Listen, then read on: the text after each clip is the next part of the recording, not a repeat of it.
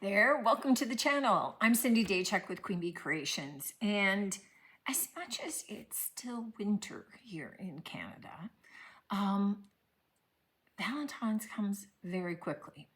And, you know, we're through Christmas and immediately it's like all of the Christmas stuff comes out of the shop and I leave in winter stuff, but we start to have kind of a blend of winter and spring, especially with Valentine's Day, because things are so much lighter and floral and that sort of thing. So today I happened to have thrifted this. I get it doesn't look like much. It used to look like this, and it has the label Heart and Home, and it's got the Heart and Home Primitives sticker on here, and somebody has put the word Tyler in there. Now, the problem with it is that this finish is not very nice. This little bucket, which was well used, it's got really sharp edges. It's been screwed in. I don't think that these sharp edges are original. Like, I think maybe it hung a different way. It doesn't have hanging hardware on the back. So, I mean, lovely heart. We're gonna use both pieces. We're just gonna have to zhuzh them up a little bit. And because the inside is pretty chippy and gross, I'm not going to attempt to clean that out. So it means we're gonna fill it and then nobody will know. So the first thing I'm going to do is I'm going to take this bucket off. You can see the dings from it being screwed in there. And we're going to put the screw aside because we're going to want to use that. What I do want to do is hammer those sharp edges in, because they're really just sticking out. So what I am going to do is look for some wood that would fit in here so that I can actually hammer that side against something so that I'm not going to be distorting the shape of the bucket. This side isn't too bad. I can just file that down, but this side has all of those sharp edges sticking out. So we're going to deal with that first. And then this, I don't necessarily mind the rusty. I'm looking for some wires here. So I don't mind the rusty wire necessarily as decor, but it's going to make my life easier if it is off while I try and paint it. And there we go. All right. So what I am going to do is perk this up a little bit. This was not good. And rather than going the traditional red and pink on the backing, I just want to do something that is more, let me look for a brush. This one will do. That's just a nice backdrop instead. So I have Apothecary from DIY, which is a lovely, soft, kind of farmhouse green paint. It's a lovely neutral, and despite the fact that they didn't paint the edges, I'm thinking I might. I think maybe I'll leave them, actually, now that I'm seeing it. So I have to go a little bit more carefully than I intended.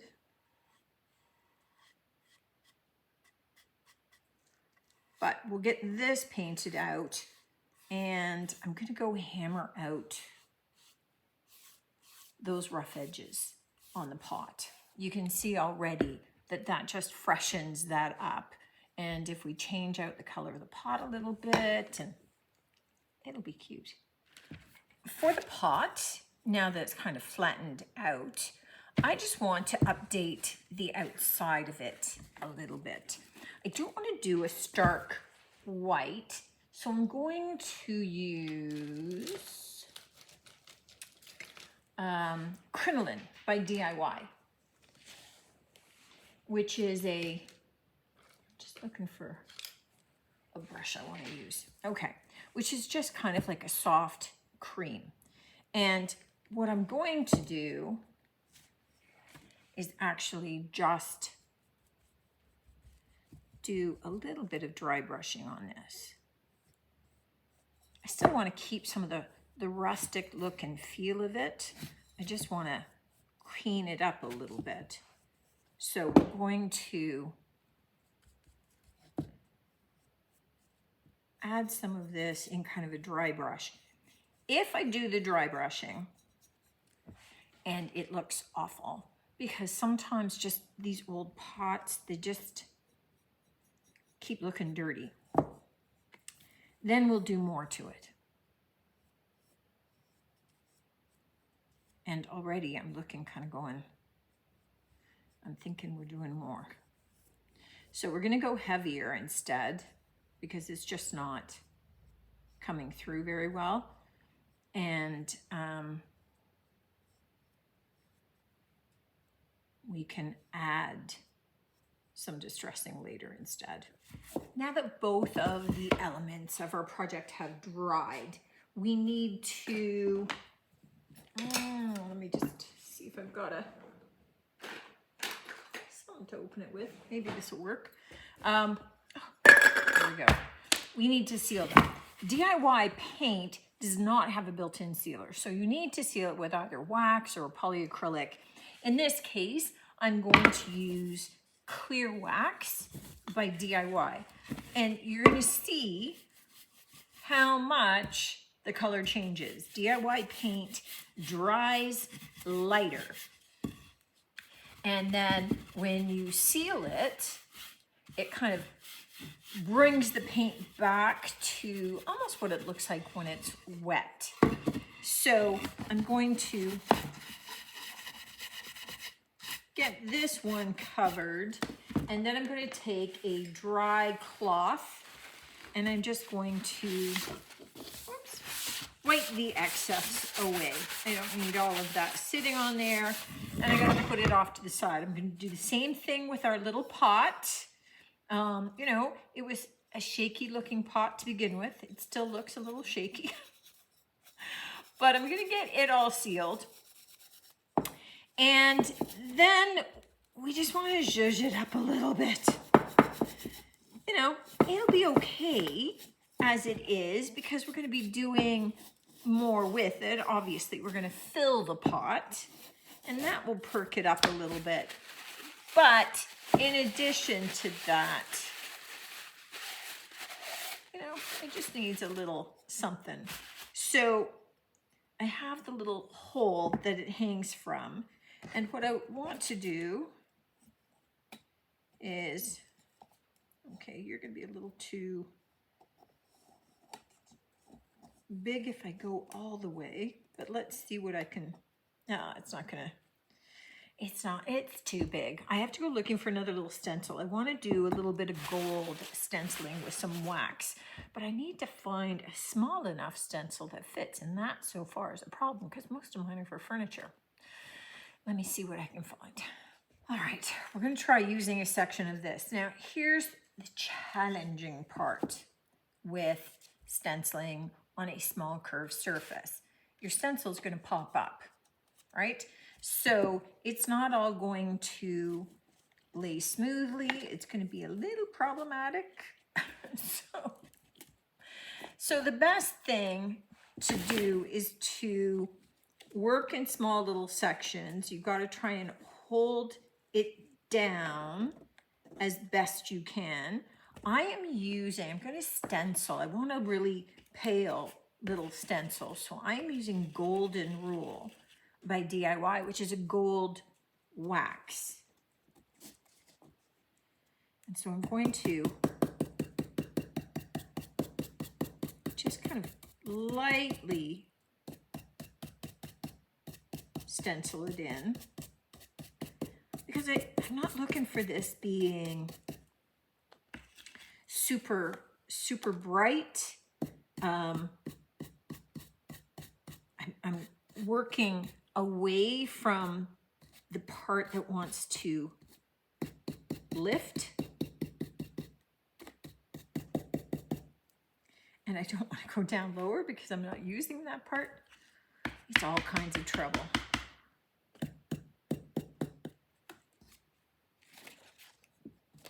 Okay, perfect. So we just get this nice faint little pattern, which is all that I was looking for from this. I didn't want anything huge. I didn't want it to be super opaque, which is what I would have gotten with a paint. I just wanted it to be spiffed up a little bit. Now the other thing I'm going to do while I have the gold wax out is I'm just going to take some of it with my finger, and I'm going to, that was a lot, I'm just going to run it around the raised edges. Now this wax will dry and it will be permanent, so no problem with that.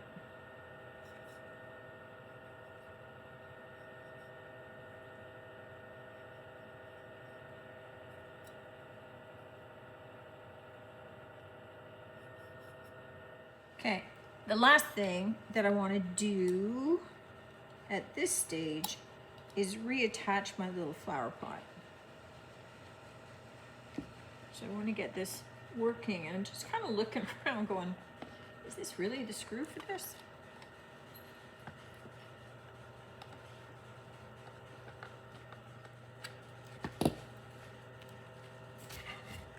And that's where we're at so far. So we've got a nice contrast there. And the next piece is, I'm going to hold off on the wire. I think I'm going to reattach it, not because we hang it by it, but just I think it would look pretty. But I want to wait and see until I get my florals in. So we're going to get the hot glue gun out and some of our floral foam, and then get started with that. Okay, now that we've got this attached on there, what I want to do is I want to insert some floral foam, and I'm just going to take odds and ends, so just all kinds of broken little pieces, and I'm going to kind of stick them down in there because you got to use them up sometime, right?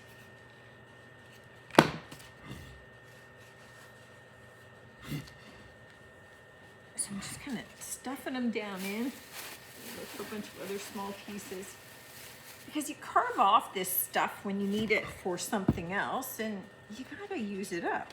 Get some of these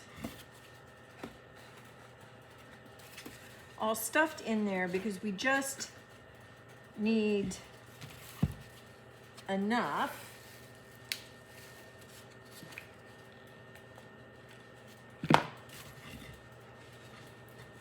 to be able to do our arrangement. Perfect. Okay, so what I have done, I have pulled together a bunch of different little flowers, all kind of in a soft pink that I have thrifted over the years. Now I am thinking, oh, I got floral foam under my nail. I am thinking that this little grouping of these soft little, what are those, sweetheart roses, maybe?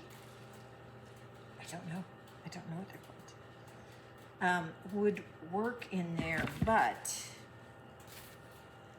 I need to cut them off. And I don't know if I can cut them. As a group, I was trying to avoid, okay, I gotta cut them off individually. I was trying to avoid having to do that. I think it's just my clippers. No, it's just a me thing. This grouping is they were all in the same color tones, but we had some different shapes. So I have two of these that are almost like little chrysanthemums that are going to be too tall.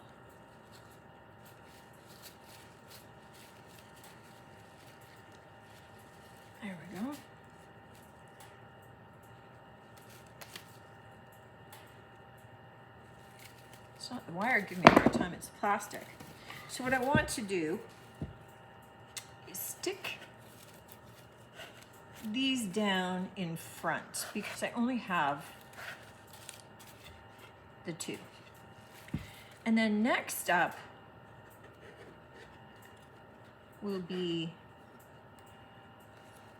these softer little flowers. And I'm hoping I have enough of everything.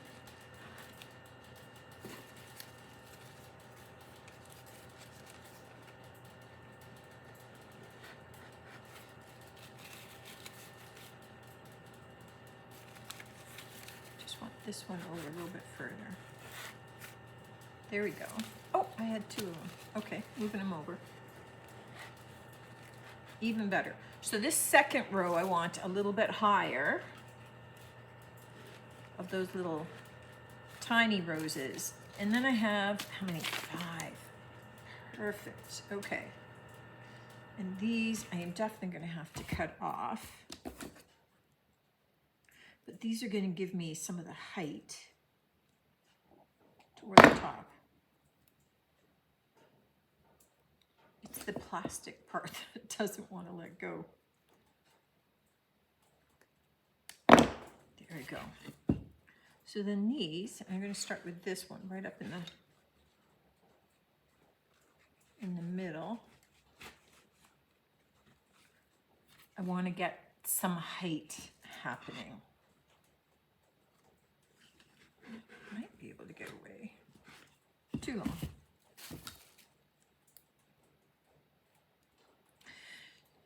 So that's one of the things to watch for when you're looking at putting together just a quick little arrangement. That's just brutal. Maybe little clippers. So much easier. Yep, that was the clipper. It's not me, it was the clipper. So much better.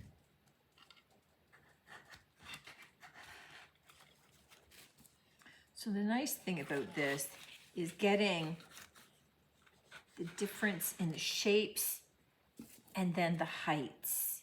So you've got some variation. They're all in the same kind of tones, which is perfect. But these tall, skinny guys almost serve as a little bit of a backdrop. Look at how cute that looks. Now, the last thing is I am thinking of adding this. I mean, you could do a little bit of a ribbon, but then it looks like the ribbon has to be used. And I just want it to have a little bit of that original rustic feel. So we're gonna lift it up so that we've got the hook, but I'm going to take a dowel. Doesn't have to be this long. Maybe I'll use a, there we go, use a paintbrush, that would work. And what I'm gonna do is I'm just going to wrap this around the paintbrush. Watch my fingers on a sharp end.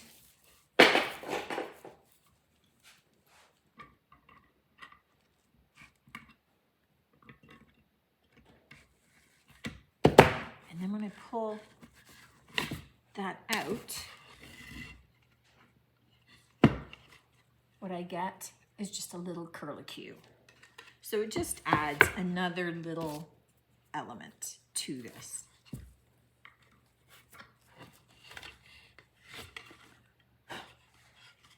And there we go. Just a cute little heart-shaped floral arrangement. The nice thing about this is that this works, you know, anything like this works for Valentine's, obviously because of the floral, but it works for any kind of springtime look. just need to move him over just a tinch. It was bugging me. Okay, I'm happy about that now. You know, just a little bit of something. But just kind of nice and simple. Don't look at everything having to be super hard, but look at how old and tired that looked from a thrifted item to something super cute, super decorative, and perfect for spring. Keep an eye out in the thrift stores for items like this. Certainly you could easy cut on some old wood to be able to cut out some different heart shapes of any kind.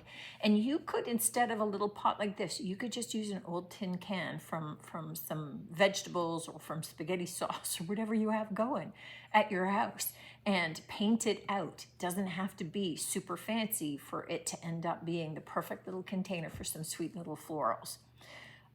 All of this was thrifted, a little bit of old paint that I had sitting on the shelf, and you're good to go.